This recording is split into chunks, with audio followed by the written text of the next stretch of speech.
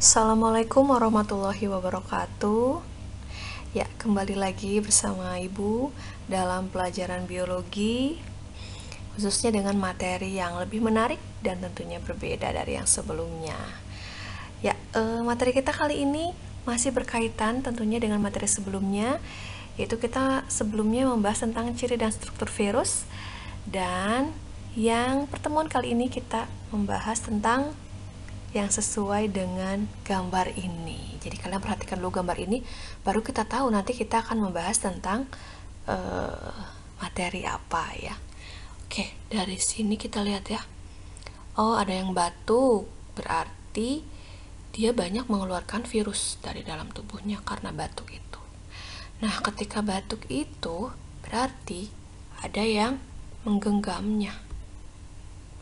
Kalau menggenggam lama-lama masuk ke dalam tubuh dan akan memperbanyak diri. Nah, berarti si virus itu cepat sekali ya memperbanyak dirinya ya. Nah, ini yang nanti akan kita ketahui bagaimana sih virus itu bisa memperbanyak diri. Atau bagaimana sih virus itu dapat berkembang biak. Nah, kita cari tahu ya bagaimana caranya. Oke, materi kita kali ini yaitu replikasi atau reproduksi virus. Kita simak ya. Tujuan pembelajaran kita kali ini yaitu menjelaskan reproduksi virus. Yang kedua, membedakan cara reproduksi sesuai dengan bentuk dari virus itu sendiri. Nah, apa sih sebenarnya tujuan replikasi atau reproduksi virus itu? Tujuannya yaitu untuk memperbanyak partikel atau anggota dari virus itu. Replikasi virus terjadi hanya bila virus berada di dalam sel makhluk hidup.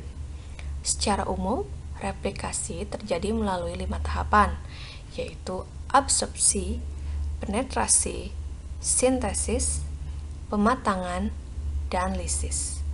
Nah, jadi replikasi atau reproduksi virus ini tujuannya tidak lain adalah untuk memperbanyak anggota dari virus itu sendiri, memperbanyak keturunannya.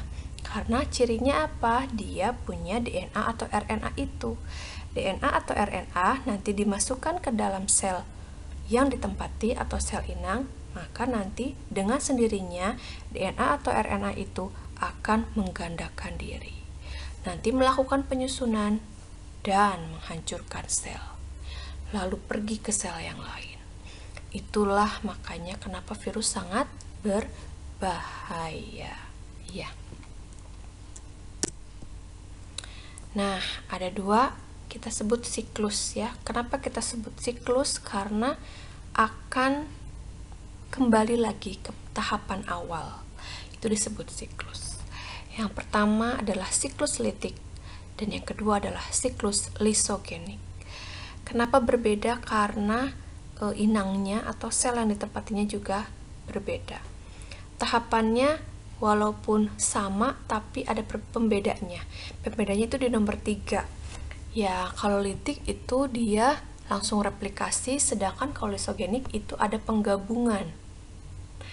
Dan yang keempat, setelah replikasi, kalau di litik itu virus akan melakukan perakitan.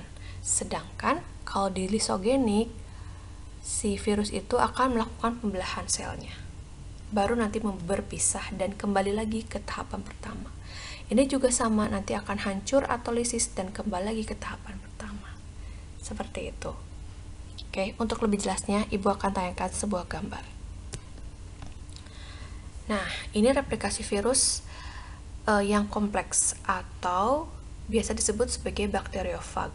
Bakteriofag ini adalah virus yang menginfeksi bakteri.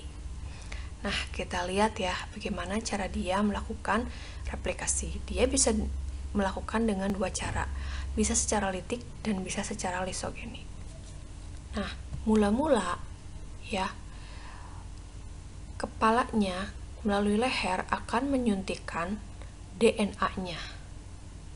Oke, ini ya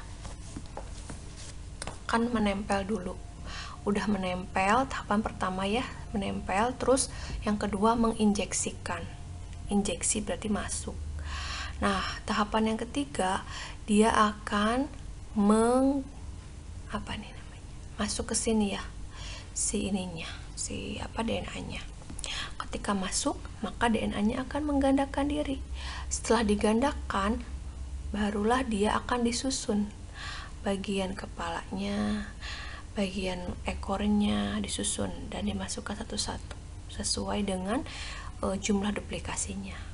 Setelah selesai berduplikasi, maka dia akan lisis. Lisis itu apa? Lisis itu adalah hancur, menghancurkan, pecah.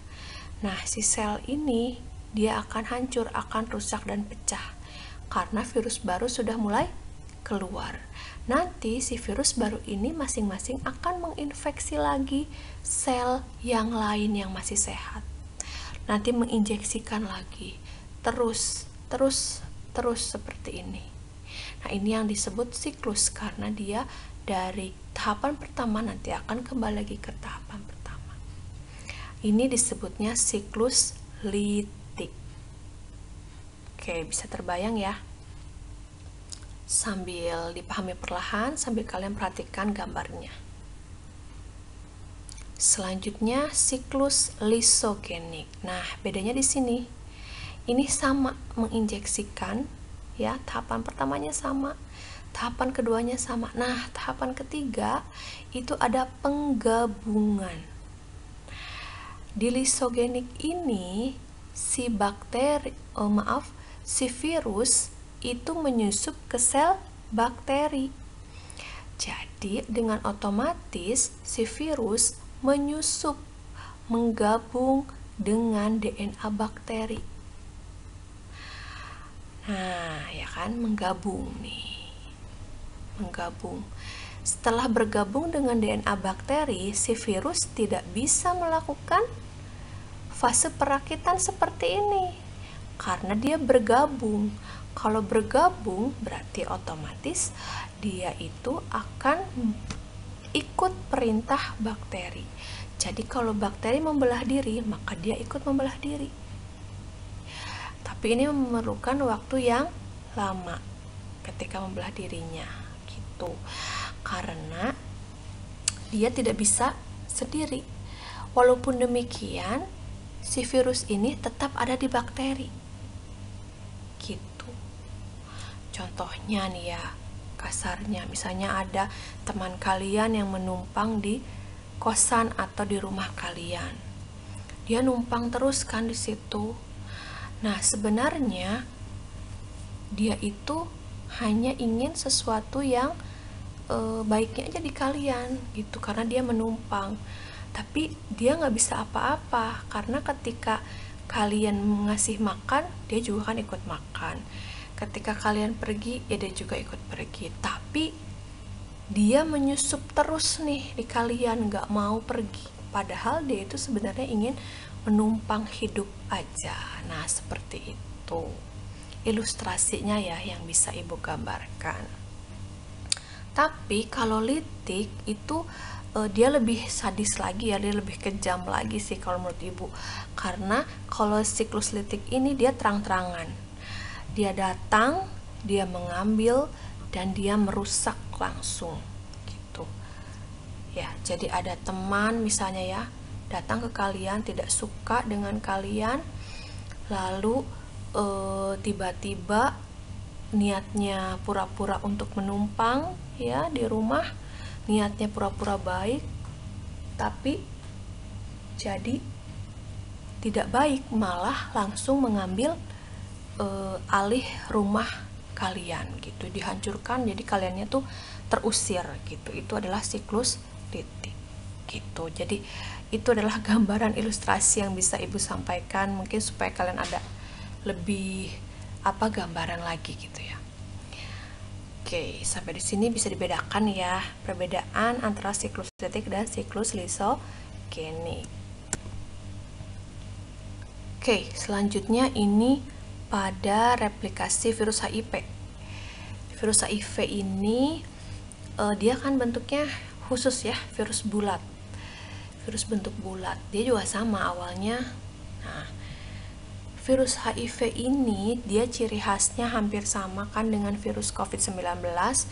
Jadi dia punya yang namanya ini reseptor ya, khas ini reseptor. Reseptor ini dia itu biasanya langsung bisa menyesuaikan diri dengan reseptor makhluk hidup yang dia tempati. Contohnya kita manusia. Jadi reseptor kita ini gampang sekali untuk dikenali oleh reseptor si virus HIV atau COVID-19. Jadi gampang sekali untuk menyesuaikan diri. Dia berpura-pura sebagai orang baiknya itu gampang sekali diterima gitu oleh kita. Padahal sebenarnya dia memiliki niat yang buruk ya, tergantung dari kita sendiri gitu. Masuk ya, sama dia menyisipkan ini DNA-nya ya atau RNA-nya dia sisipkan, terus di copy, direplikasi, kemudian jadi RNA yang baru ya, dibentuk protein yang baru, kapsid yang baru, lalu terbentuklah virus HIV atau COVID-19 yang baru. Nah, ini kenapa cepat sekali waktunya gitu ya untuk bisa merusak atau menghancurkan sel tubuh kita atau sel tubuh ini yang ditempati. Tapi balik lagi ya, Ibu ingatkan bahwa caranya supaya kita tidak mudah terserang atau si virus ini tidak bisa dengan mudah berkembang biak atau bereplikasi di dalam tubuh kita, yaitu dengan apa? Dengan kita tetap selalu menjaga tubuh kita ya, pertahanan tubuh kita, asupan imun yang bagus, makanan yang bergizi, dan tetap selalu berpikiran positif, karena pikiran positif akan mengembangkan dan membentuk badan yang sehat dan kuat. Itu cirinya. Nah, ini kondisi dari perbedaan daur litik dan lisogenik. Daur atau siklus sama saja ya. Ini bagian-bagiannya sebetulnya tadi sudah Ibu jelaskan ya secara singkat, tapi ini untuk lebih kalian pahaminya, kalian bisa baca ya, silahkan. Tapi yang jelas kalau litik itu tahapannya lebih banyak, sedangkan lisogenik itu tahapannya lebih sedikit. Dan kalau lisogenik adalah tahap penggabungan, sedangkan kalau lisik itu merusak. Kalau lisogenik itu tidak merusak.